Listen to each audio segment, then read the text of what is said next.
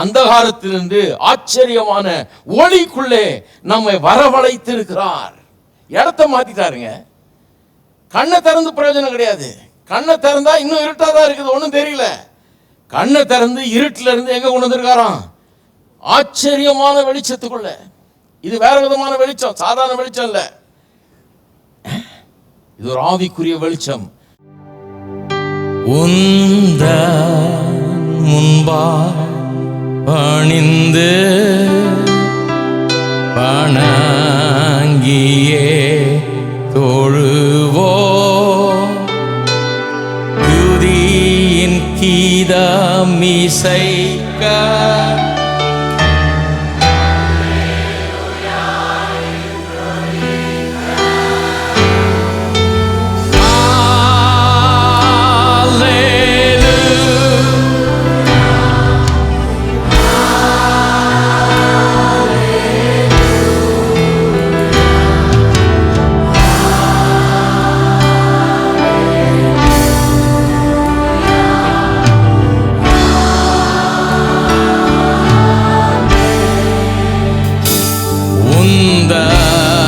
முன்பாய் பணிந்து வணங்கியே தொழுவோ, துதியின் கீதமிசைக்க அல்லேலூயா என்றொலிக்க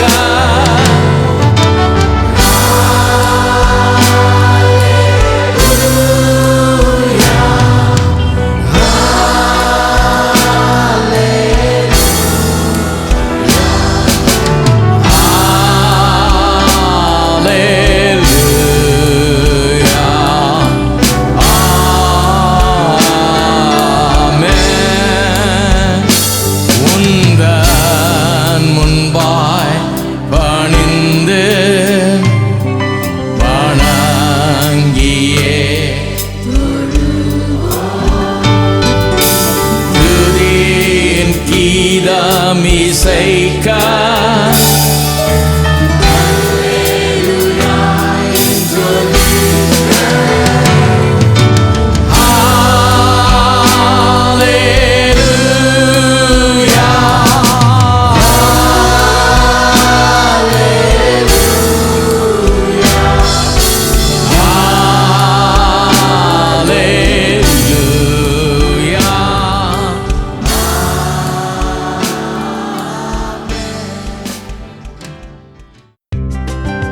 போதகர் சாம் செல்லத்துறை அவர்கள் நடத்தும் பூரண சுவிசேஷ வேதாகம கல்லூரியில் ஊழிய பயிற்சி பெற உடனே விண்ணப்பிக்கவும்.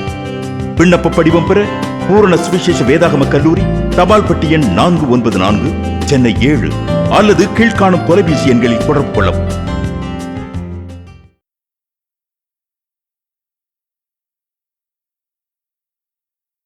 வித்தியாசம் என்ன? பேர்லயா வித்தியாசம்? மதத்திலேயா வித்தியாசம்? சர்டிபிகேட்லயா வித்தியாசம்? ஞானஸ்தானத்திலேயா வித்தியாசம்? ஹலோ, எந்த சபைக்கு போறீங்கன்றதுலயா வித்தியாசம்? வித்தியாசம் எங்க இருக்குது?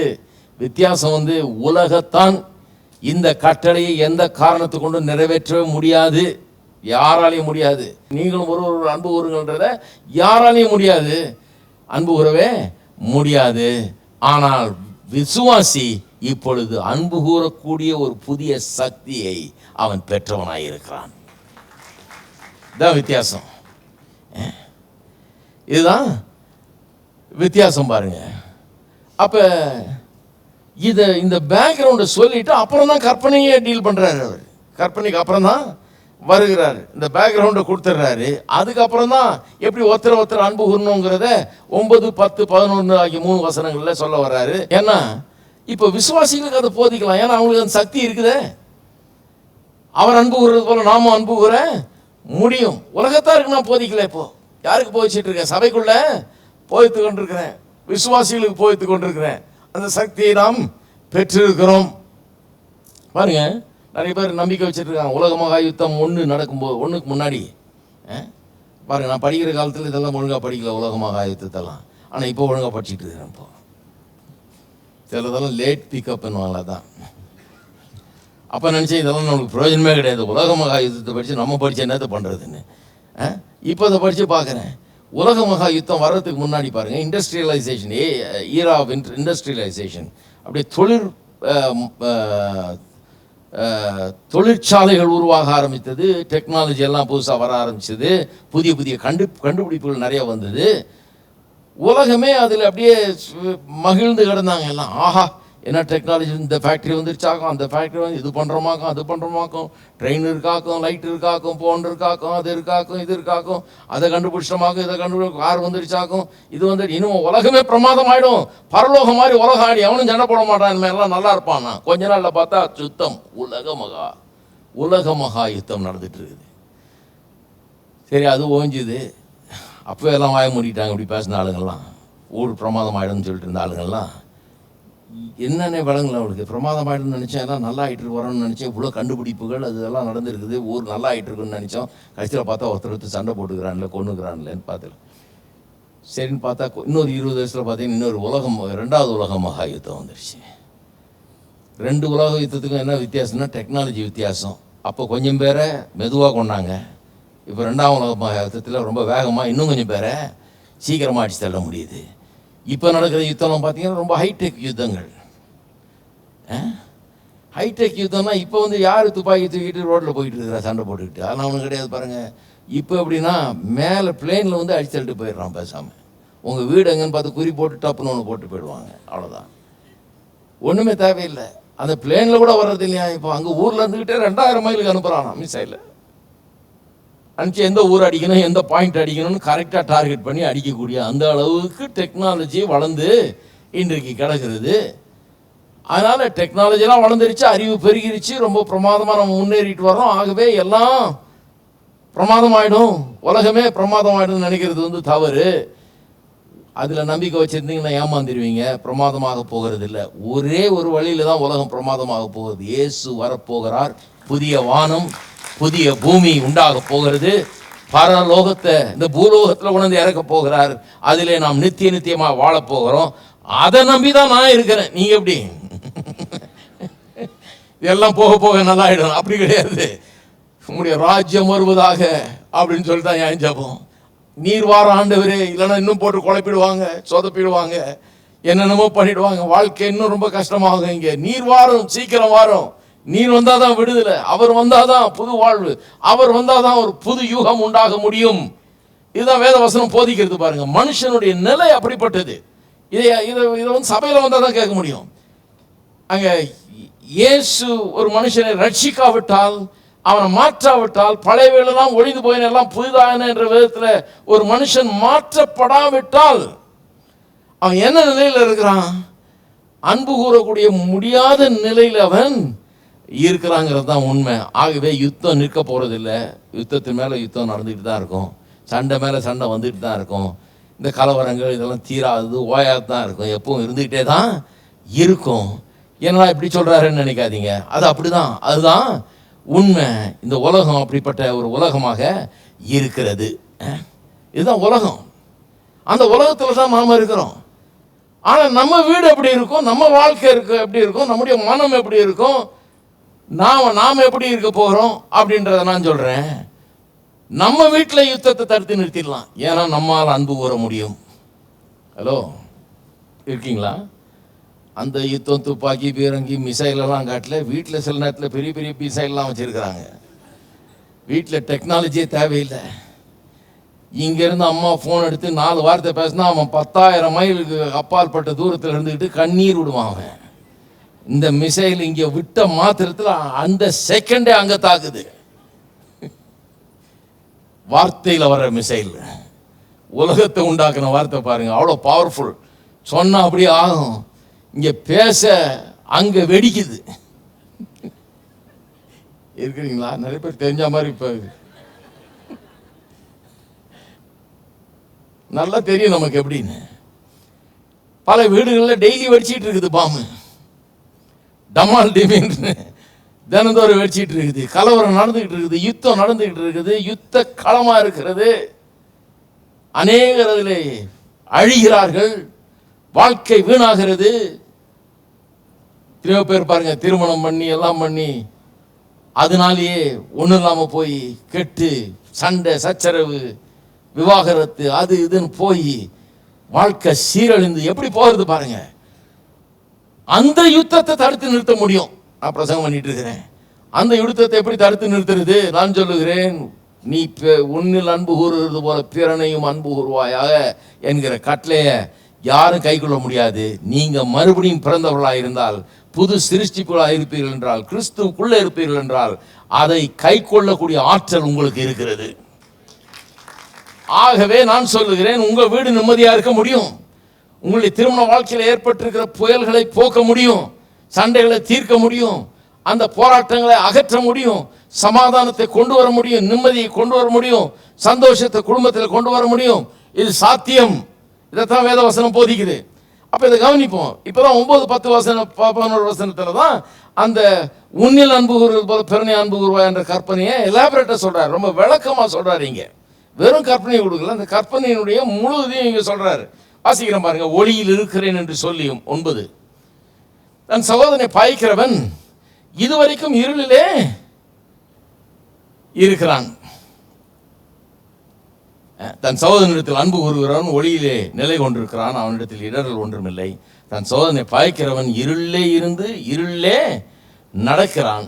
இருளானது அவன் கண்களை குருடாக்கினபடியால் தான் போகும் இடம் இன்னதென்று அறியாதிருக்கிறான். சரி, இது எப்படி புரிந்து கொள்ளலாம்? என்ன சொல்ல வர்றாருன்றத இப்படி நான் சொல்லுகிறேன், கவனிங்க. முதலாவது என்ன சொல்ல வர்றாருன்னா, இயேசு கிறிஸ்து வந்ததுனாலே, இதனுடைய அர்த்தம் என்னன்னு சொல்றேன். இயேசு கிறிஸ்து இந்த உலகத்துக்கு வந்து தன்னுடைய மீட்பின் கிரியை செய்ததன் மூலம் அந்த நாளிலிருந்து ஒரு ஒரு பெரிய வித்தியாசம், மாற்றம் இந்த உலகத்திலே ஏற்பட்டிருக்கிறது. முன்ன இந்த உலகம் எப்படிப்பட்ட ஆட்களால் நிறைந்திருந்தது? வெறும் கற்பனை இருக்குது, ஆனால் கற்பனை செய்ய முடியாதவங்களால அவர்களெல்லாம் பாவத்தில் கிடக்கிறார்கள், பிசாசுக்கு அடிமையாக இருக்கிறாங்க, ஒன்றும் செய்ய முடியாது. என்ன சொன்னாலும் செய்யக்கூடிய வல்லமை இவர்களுக்கு இல்லை. பாவத்தை தவிர வேற செய்யக்கூடிய வல்லமை இவர்களுக்கு இல்லைங்கிற நிலையில் அப்படிப்பட்ட ஆட்கள் மட்டும் தான் இருந்தாங்க. இப்போ ஒரு புது வர்க்கம் உண்டாயிருக்கிறது, புது சிருஷ்டிப்புங்கிற புது வர்க்கம் உண்டாயிருக்கிறது. இது எப்படிப்பட்ட வர்க்கம்? கற்பனை இருக்குது, அதை செய்யக்கூடிய திறமையும் இருக்குது, பலனும் இருக்குது, ஆற்றலும் இருக்குது, கிருபை இருக்குது, எல்லாம் இருக்குது. ஏனென்றால் புது சிருஷ்டிப்பாக இருக்கிறார்கள். இப்போ 2 குரூப் ஆயிடுச்சு உலகம், 2 பிரிவா இருக்குது. அந்த 2 பிரிவை வேதவசனம் எப்படி போதிக்குன்னா, இருள் என்று சொல்லுது, ஒளின்னு சொல்லுது. இருள்னா என்ன? அந்த உலகத்தில் இருக்கிற சாதாரண மனுஷனை இருள்னுது. ரட்சிக்கப்பட்ட புது சிருஷ்டியா இருக்கிற ஆட்களை ஒளி என்று சொல்லுகிறது. இப்படி 2 பிரிவா பிரிச்சிருக்குது, 2 கேட்டகரி. நீங்க எதுல இருக்கிறீங்க? இருள்ல இருக்கிறீங்களா, ஒளியில இருக்கிறீங்களா? நான் சொல்லுகிறேன், விசுவாசிகளா இருந்தா நீங்க ஒளியில இருக்கிறீர்கள். வேதவசனம் இதை திட்டவட்டமா வேதவசனம் முழுக்க இதை பார்க்கலாம் பாருங்க. இருள் ஒளி, இருள் ஒளின்ற அந்த கான்செப்டை வேதவசனம் முழுக்க பார்க்கலாம். 2 கொரிந்தியர் 5ஆம் அதிகாரத்தில் இந்த புது சிருஷ்டிப்பு குறித்து பவுல் எப்படி சொல்றாரு? 17ஆம் வசனத்துல, ஒருவன் கிறிஸ்துவுக்குள் இருந்தால் புது சிருஷ்டியா இருக்கிறான், பழையவைகள் ஒளிந்து போயின, எல்லாம் புதிதாயின அப்படிங்கிறார். 16ல சொல்றாரு, ஆகையால் இது முதற்கொண்டு நாங்கள் ஒருவனையும் மாம்சத்தின்படி அறியோம். நாங்கள் கிறிஸ்துவின் மாம்சத்தின்படி அறிந்திருந்தாலும் இனி ஒருபோதும் அவர் மாம்சத்தின்படி அறியோம். முன்ன மாம்சீகமான மனுஷர்கள்ன்ற அந்த ஒரு கேட்டகரி தான் இருந்தது. இப்பொழுது புது சிருஷ்டிகள்ன்ற இன்னொரு கேட்டகரி உருவாகி இருக்கிறது. புது சிருஷ்டிப்புன்ற இன்னொரு கேட்டகரி, அதுதான் கிறிஸ்தவ சபை, அல்லது அதுதான் இப்பொழுது மெய்யான கிறிஸ்தவர்கள். அப்படிப்பட்டவர்களாக இருக்கிறார்கள். கொலோசையர் 1ஆம் அதிகாரம் 13ஆம் வசனம் எப்படி சொல்லுது பாருங்க. இருளின் அதிகாரத்திலிருந்து, நீங்க இருள் ஒளின்றது எப்படி பேசுறாங்க பாருங்க. இருளின் அதிகாரத்தினின்று நம்மை விடுதலையாக்கி தமது அன்பின் குமாரனுடைய ராஜ்யத்துக்கு உட்படுத்தினவருமாய் இருக்கிற பிதாவை ஸ்தோத்திரிக்கிறேன். நம்முடைய ரட்சிப்பை பற்றி பேசுறாரு. என்னாச்சாம்? இருளின் அதிகாரத்திலிருந்து நம்ம விடுதலையாக்கி எங்க கொண்டு வந்திருக்கிறானா? நம்முடைய அன்பின் குமாரனுடைய ராஜ்யத்துக்குள்ள கொண்டு வந்திருக்கிறார். அது இருள்னா, இது ஒளி. இருளின் ராஜ்யத்திலிருந்து நம்ம விடுவித்து எங்க கொண்டு வந்திருக்கிறாராம்? ஒளியின் ராஜ்யத்தில், தம்முடைய குமாரனுடைய ராஜ்யத்துக்குள்ள கொண்டு வந்திருக்கிறாராம். இது பவுல் சொல்றது. பேதுரு பாருங்க, 1 பேதுரு 2ஆம் அதிகாரம் 9-10 ஆகிய வசனங்கள். நீங்களோ உங்களை அந்தகாரத்தினின்று தம்முடைய ஆச்சரியமான ஒளியின் இடத்திற்கு வரவழைத்தவருடைய புண்ணியங்களை அறிவிக்கும்படிக்கு தெரிந்து கொள்ளப்பட்ட சந்ததியாயும் ராஜரீகமான ஆசாரிய கூட்டமாயும் பரிசுத்த ஜாதியாயும் அவருக்கு சொந்தமான ஜனங்களாயும் இருக்கிறீர்கள். முன்னே நீங்கள் தேவனுடைய ஜனங்களாய் இருக்கவில்லை, இப்பொழுதோ அவருடைய ஜனங்களாய் இருக்கிறீர்கள். முன்னே நீங்கள் இரக்கம் பெறாதவராய் இருந்தீர்கள், இப்பொழுதோ இரக்கம் பெற்றவர்களாய் இருந்தீர்கள். முன்ன இருந்ததுக்கு பிறந்ததுக்கு என்ன வித்தியாசம் சொல்றாரு? என்ன வித்தியாசம்? அந்த காலத்தில் நின்று தம்முடைய ஆச்சரியமான ஒளிக்குள்ளே வரவழைக்கப்பட்டவர்கள் நீங்கள். என்ன வித்தியாசம்? முன்ன அந்த காலத்தில் இருந்தீங்க, இருளில் இருந்தீங்க, இப்போ ஒளிக்குள்ளே இருக்கிறீங்க. முன்ன தேவனுடைய பிள்ளைகளா இல்லை, இப்போ பிள்ளைகளா இருக்கிறீங்க. முன்ன இரக்கம் பெறாதவர்களா இருந்தீங்க, இப்போ இரக்கம் பெற்றிருக்கிறீர்கள் என்றாரு. இயேசுவே சொல்றாரு பாருங்க இதை பற்றி. யோவான் 8ஆம் அதிகாரம் 12ஆம் வசனம். மறுபடியும் இயேசு ஜனங்களை நோக்கி, நான் உலகத்துக்கு ஒளியாய் இருக்கிறேன், என்னை பின்பற்றுகிறவன் இருளிலே நடவாமல் ஜீவ ஒளியை அடைந்திருப்பான் என்றார். இப்படி பேதுரு, பவுல் எல்லாம் பேசுகிறாங்க, இயேசுவும் பேசுகிறாரு. ஆனால் பெஸ்ட்டு நாம வாஸ்த பகுதி தான் யோவான் 1 யோவான் 2ஆம் அதிகாரத்தில் உள்ள 11ஆம் வசனம் தான் இதில் பெஸ்ட்டு. தன் சகோதரனை பதைக்கிறவன் இருளில் இருந்து இருளிலே நடக்கிறான், இருளானது அவன் கண்களை குருடாக்கினபடியால் தான் போகும் இடம் என்னதென்று அறியாது இருக்கிறான்னு அற்புதமாக சொல்லுது. அப்படின்னா என்ன அர்த்தம்?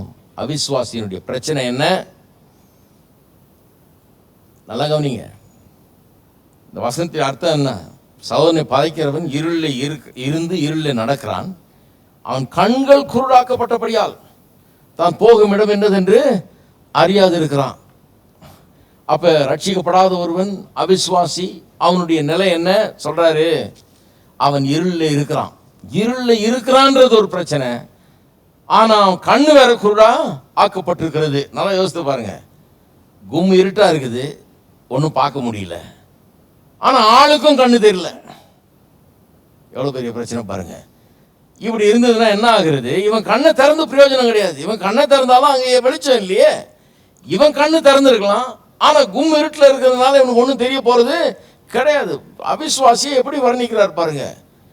கும் இருட்டில் இருக்கிறான், அந்தகாரத்தில் இருக்கிறான், இவனுக்கும் கண்ணு தெரியல. கண்ணு குருடாய் போனவன் இருளில் நிற்கிற மாதிரி. அவன் கண்ணை திறந்து பிரயோஜனம் இல்லை, அவனை இருளிலிருந்து வெளிச்சத்துக்கு கொண்டு வரணும், அல்லது வெளிச்சத்தை அங்கே கொண்டு வரணும். ரட்சிப்புனா என்னன்றாரு? நம்முடைய கண்கள் திறக்கப்பட்டது மட்டும் இல்லாமல் அந்தகாரத்திலிருந்து ஆச்சரியமான ஒளிக்குள்ளே நம்மை வரவழைத்து இருக்கிறார். இடத்தை மாத்திட்டாருங்க. கண்ணை திறந்து பிரயோஜனம் கிடையாது. கண்ணை திறந்தா இன்னும் இருட்டாதான் இருக்குது, ஒன்றும் தெரியல. கண்ணை திறந்து இருட்டில இருந்து எங்க கொண்டு வந்திருக்காராம்? ஆச்சரியமான வெளிச்சத்துக்குள்ள. இது வேற விதமான வெளிச்சம், சாதாரண வெளிச்சம் இல்ல. இது ஒரு ஆவிக்குரிய வெளிச்சம். இதுக்குள்ள நம்ம கொண்டு வந்திருக்கிறார்ன்றாரு. அப்ப 2 காரியம் நடந்திருக்குது. கண்ணு திறக்கப்பட்டிருக்குது, ஒளியின் மண்டலத்துக்குள்ள கொண்டு வரப்பட்டிருக்கிறோம். நம்முடைய கண்ணுல குருடாக இருந்தோமே அந்த நிலை போச்சு, அது மாறிடுச்சு. இப்போ கண்ணு தெரியுது. வெளியில் அந்தகாரமாக இருந்தது, ஒன்றும் பார்க்க முடியாமல் இருந்தது. அதனால பார்க்கக்கூடிய ஒரு இடத்துக்கு நம்ம கொண்டு வந்திருக்கிறார். நம்முடைய நிலைமை மாறிடுச்சு, நாம மாறிட்டோம். நாம் புது சிருஷ்டிகளாக இருக்கிறோம், ஒரு புதிய மண்டலத்தில் இருக்கிறோம், வித்தியாசமான ஆளாக இருக்கிறோம், வித்தியாசமான ஒரு ராஜ்யத்தில் இருக்கிறோம். இப்பொழுது நாம் அந்த ராஜ்யத்தின் அங்கத்தினர்களாய் இருக்கிறோம். இது ரொம்ப முக்கியம் பாருங்க. அப்ப இது எப்படி சொல்லலாம்? ஒரு பெரிய வித்தியாசத்தை கொண்டு வந்துட்டார் இயேசு. தான் வந்ததன் மூலமா, மீட்பின் கிரியை செய்ததன் மூலமா ஒரு பெரிய வித்தியாசத்தை கொண்டு வந்துட்டார். அந்த வித்தியாசம் என்ன? ஒரு புது வர்க்கத்தை உண்டு பண்ணி விட்டார். இப்போ இருள் மட்டும் இல்லை, ஒளியின் ஒரு ஜாதி உண்டாயிருக்குது. இருள் ஒளியின் இருக்குது. நாம் ஒளியை சேர்ந்தவர்கள், இந்த புது வர்க்கத்தை சேர்ந்தவர்கள் நாம். இந்த ஒளியின்ற ஜாதி அல்லது இந்த ஒளிங்கிற வர்க்கத்தில் இருக்கிற நாம் யார்? கற்பனையை கை கொள்ளக்கூடியவர்கள், அன்பு கூறக்கூடியவர்கள். ஆகவே வாழ்க்கையில் ஒரு தரமான மாற்றத்தை உண்டாக்கக்கூடிய நிலையில் இருக்கிறோம். சாக்கு போக்கே சொல்ல முடியாது. ஏன் சொல்கிறேன்னா, சிலர் சாக்கு போக்கு சொல்கிறதுலே இருக்கிறாங்க. ஒருத்தர் சொல்கிறாரு பாருங்க, சரிங்க, ஆனால் மனுஷனுக்கு தன்மைன்னு ஒன்று இருக்கு இல்லையா? இது அவங்க ஊர் உபதேசம் போல இருக்குது. மனுஷனுக்கு பிறக்கும் போதே ஒரு தன்மைன்னு வந்துடுறது இல்லையா? அப்படியே ஒட்டிகிட்டு இருக்குது, தோலோட ரத்தத்தோட கலந்துட்டு இருக்குது. அவன் அப்படிதான் பிறக்கும் போதே ஒரு முரடனா பிறந்திருக்கிறான். பிறக்கும்போதே ஒரு கடினமானவனா பிறந்திருக்கிறான், கொடூரனா பிறந்திருக்கிறான். அவன் கொடூரனா தான் இருப்பான், ஏன்னா அப்படி பிறந்துட்டான் இல்லையா அவன். அதுதான் சொல்லியிருக்குது, இந்த மாதிரி பேசுகிற ஆளை தான் சொல்லியிருக்குது குருடுன்னு. கண்ணும் தெரியல, இருட்டிலையும் இருக்கிறான் அவன், ஒன்றும் விளங்கல. அதனால்தான் என்ன சொல்கிறாங்க, அவன் சுவாபம் அப்படி இருக்குதுங்க, அதை மாற்ற முடியாது இல்லையா. ஒருத்தர் நல்ல சுவாபத்தோடு பிறகுறாங்க, சாஃப்டாக இருப்பாங்க, ஏன்னா அவங்க வீட்டில் எல்லாரும் அப்படி இருக்கிறாங்க. சில நேரத்தில் வளர்ப்பு அப்படி இருக்கிறாங்க. சிலர் அப்படி அது மாதிரி ஒரு சூழ்நிலையில் பிறந்துடுறாங்க. ஒருத்தர் சொல்கிறார், எங்கள் ஊரில் அப்படி, எங்கள் ஊருக்காரங்களாம் அப்படி, நாங்களாம் அப்படி தான், ஏன்னா நாங்கள் அப்படி, வேற ஒன்றும் கிடையாது. அப்போ என்ன, பழையவர்களெல்லாம் ஒழிந்து போயினா எல்லாம் புது சிருஷ்டி ஆகிருக்குதுன்னு சொல்லியிருக்கு. அதுக்கு என்ன அர்த்தம்? கிறிஸ்தவங்களே அப்படி பேசினா அப்படி விளங்கலன்னு அர்த்தம். மெய்யான கிறிஸ்தவங்க அப்படி பேச மாட்டாங்க, ஏன்னா மெய்யான கிறிஸ்தவனுக்கு சத்தியம் வழங்கும். அவனுக்கு ஒரு காரியம் வழங்குது, என்னன்னா, இப்போ நான் பழையவன் கிடையாது, நான் அந்த ஊரை சேர்ந்தவன் கிடையாது, நான் தேவனுடைய ராஜ்யத்தை சேர்ந்தவன்.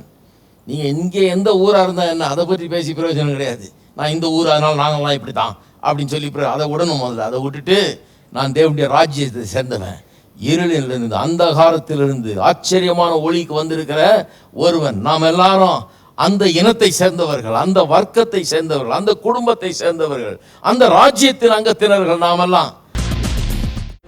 யெகோவா தேவனே, யெகோவா கர்த்தரே, யெகோவா மீட்பரே, யெகோவா ராஜரே, யெகோவா தேவனே, யெகோவா கர்த்தரே, யெகோவா மீட்பரே, யெகோவா ராஜரே.